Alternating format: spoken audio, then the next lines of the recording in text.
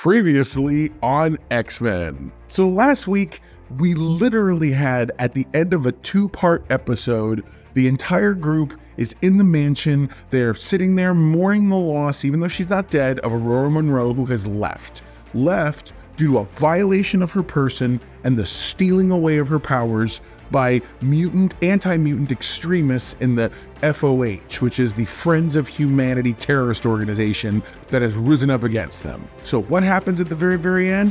There is a knock on the door, Morph answers it, and there is Jean Grey. Oh yeah, absolutely, 100% true. Now there are two Jeans. This week, in the episode Fire Made Flesh, we get all the answers, and it starts right now.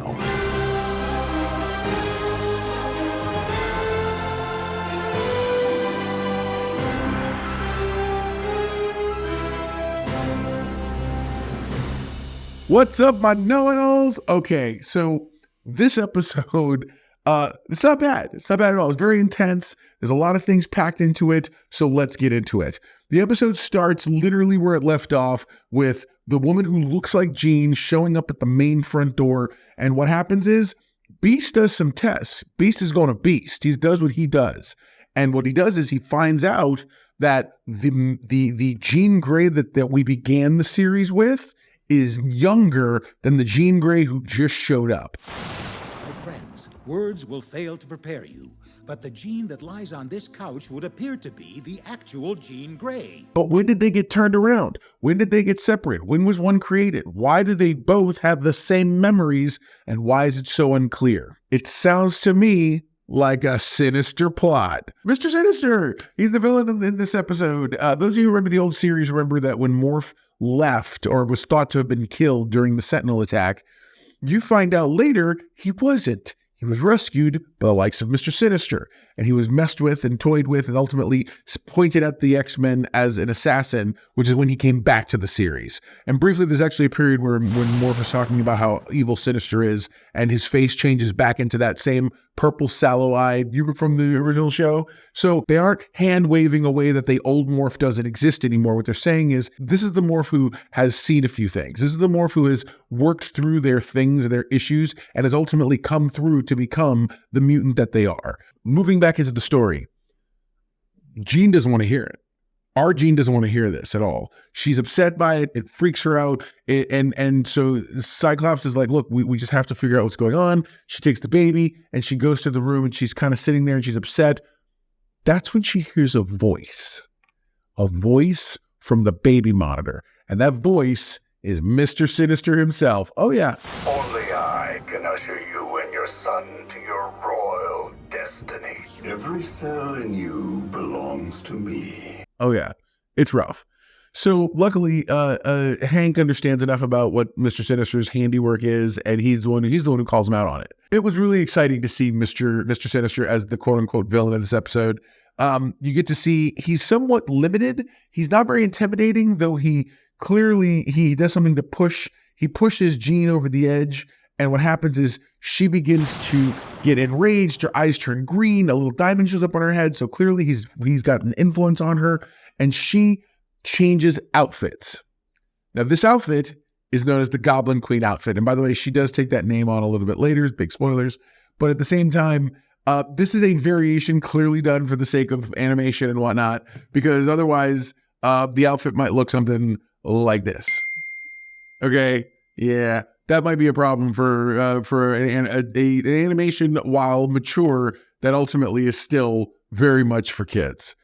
So instead, we get this outfit. It's not a bad outfit, especially if you put them side by side. It's not. It's great. And so she declares herself as that, and she begins to use all her powers and create all this stuff. And it's very Hellfire. They turn Xavier's mansion into a house of horrors. Everybody is being chased by things, and the floor is dropping out. And at one point, Gambit walks in on what looks like Magneto and Rogue literally melding through their skin. It's very nightmarish. And everyone's dealing with some form of creepiness along those lines. So what ends up happening is the Jean that we just saw at the end of last episode, who just appeared, the real Jean, if you will. Matter of fact, I'm going to start calling him Jean and the Goblin Queen. So Jean, in a moment of where the X-Men are literally all putting up the best fight they can in what looks like hell, she shows up and she rescues them.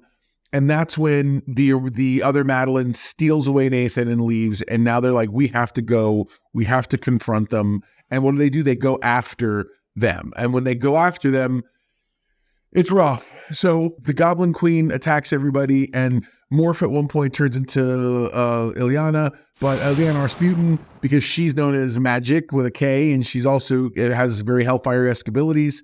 And so Sinister tries to confront them and fight them. Meanwhile, Sinister takes Nathan the baby from Goblin Queen and puts it and says he's going to help Nathan reach his full potential and become his perfect form. You gotta remember, backstory on Mr. Sinister is, in the comic books, Sinister believed firmly that a child that came forth from Jean Grey's DNA and Scott Summers' DNA would create a beyond Omega level mutant that he would be able to ultimately control or whatever else. The entire point of Sinister is to genetically find the perfect mutant. That's what he's there for. That's what his goal is, and what he began centuries ago to do. But at the same time, Jean and Goblin Queen are going at it because Jean decides she can fight in her mind. That's when so they're in the mindscape, and it's visually very interesting. I love some of the things they're doing, allegorically speaking, with a lot of those visuals. And ultimately what it boils down to is they start to uncover things. They uncover memories that they didn't even remember they had. And ultimately that leads them to the doorway of, well, what is real, what isn't real, whatever else. And ultimately she helps free Goblin Queen from Sinister's control, at which point the Sinister abandons the whole situation, whatever else. And that leaves Goblin Queen and Scott to find Nathan. And Nathan, when they pull Nathan out of the chamber he's in, the big tube, this experimental aquatic tube thing, he's been infected with something. It's the legacy virus. It's a techno-organic virus, and it's going to end up killing him. So at the very beginning, they foreshadow the fact that Beast is almost finished with Bishop's time bracelet thing that he wears. And they say, and ultimately he's like, they may come to the conclusion that the only place that they're going to be able to find Nathan the kind of help he needs is in the future. And at one point, even Bishop mentions, he's like, yeah, I had a friend who might be able to help in the future. He can build almost anything. Talking about Forge, ironically enough. So he leaves. At that point, Goblin Queen decides it's time for her to leave also. Jean's like, this is your home, this and that. And she's like, no, the next place I go, I'm going to find my own place. She said, by the way, call me Madeline Pryor. A little bit on the nose in terms of how you stick the landing versus in the comic books, Madeline shows up as somebody who Scott ends up falling in love with as Madeline Pryor. And this clone Jean has taken on the moniker of Madeline Pryor. And who knows? I'm assuming we're going to probably cross paths with her again in the future. But for the sake of this story, that's a really nice, fine, handy-dandy place for it to end, is her leaving off. But then we get the button.